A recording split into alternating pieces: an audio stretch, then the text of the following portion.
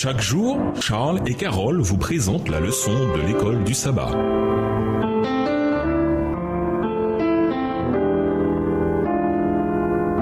Bienvenue dans votre émission. Dieu nous parle. Nous voilà à la leçon de lundi.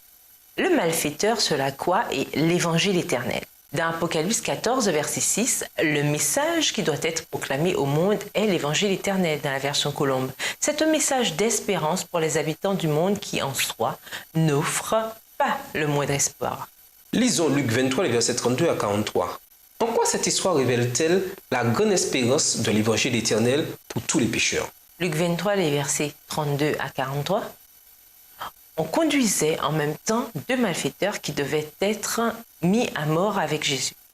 Lorsqu'il fut arrivé au lieu appelé Crâne, ils le crucifièrent là, ainsi que les deux malfaiteurs, l'un à droite, l'autre à gauche. Jésus dit, « Père, pardonne-leur, car ils ne savent pas ce qu'ils font. » Ils se partagèrent ses vêtements en tirant au sort. Le peuple se tenait là et regardait. Les magistrats se moquaient de Jésus, disant, « Il a sauvé les autres, qu'il se sauve lui-même, s'il est le Christ, l'élu de Dieu. » Les soldats aussi se moquaient de lui, s'approchant et lui présentant du vinaigre. Ils disaient, « Si tu es le roi des Juifs, sauve-toi toi-même. » Il y avait au-dessus de lui cette inscription, « Celui-ci est le roi des Juifs. » L'un des malfaiteurs crucifiés l'injuriait, disant, « N'es-tu pas le Christ? Sauve-toi toi-même et sauve-nous. » Mais l'autre le reprenait et disait, « Ne crains-tu pas Dieu, toi qui subis la même condamnation ?» Verset 41. Pour nous, c'est justice, quand nous recevons ce qu'ont mérité nos crimes. Mais celui-ci n'a rien fait de mal. Et il dit à Jésus, « Souviens-toi de moi quand tu viendras dans ton règne. » Jésus lui répondit, « Je te le dis en vérité, aujourd'hui tu seras avec moi dans le paradis. » En parlant du voleur, Ellen G. White a dit qu'il n'était pas un criminel endurci, mais que pour étouffer ses convictions, il s'est plongé de plus en plus profondément dans le péché, jusqu'à ce qu'il soit arrêté, jugé comme un criminel et condamné à mourir sur la croix. Et pourtant, que lui est-il arrivé?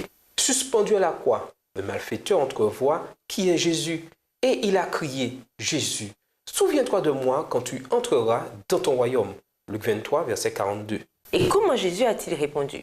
A-t-il dit, « Eh bien mon ami, j'aimerais t'aider, mais tu n'aurais pas dû étouffer tes convictions en te plongeant de plus en plus profondément dans le péché. » Jésus a-t-il cité l'un de ses sermons précédents? Car je vous le dis, si votre justice ne surpasse pas celle des scribes et des pharisiens, vous n'entrerez jamais dans le royaume des cieux. Matthieu 5, verset 20. Jésus a-t-il évoqué de quelle manière les erreurs passées du voleur? Eh bien non. Jésus s'est tourné vers le criminel, ce voleur avec un caractère défectueux qui n'avait rien à offrir en matière de justice et qui l'avait maudit un peu plus tôt. Matthieu 27, verset 44.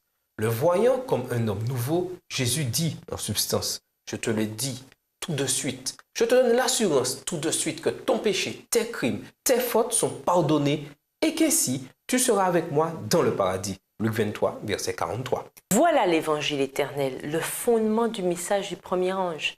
Sans cette vérité, rien de ce que nous enseignons par ailleurs sur la loi, le sabbat ou l'état des morts n'a d'importance. À quoi servent ces doctrines sans l'évangile éternel, qui est au cœur de tous ces enseignements? Quel espoir retirer personnellement de cette histoire? Et nous vous laissons avec la réflexion du jour. Dans les classes les plus élevées de la société, des âmes ont faim et soif de salut. Beaucoup accepteraient le secours de messagers du Seigneur s'il se présentait à eux personnellement, d'une manière courtoise, avec un cœur rempli de l'amour de Jésus-Christ. Au revoir. Et à demain si Dieu veut. Dieu nous parle. Chaque jour, Charles et Carole vous présentent la leçon de l'école du sabbat.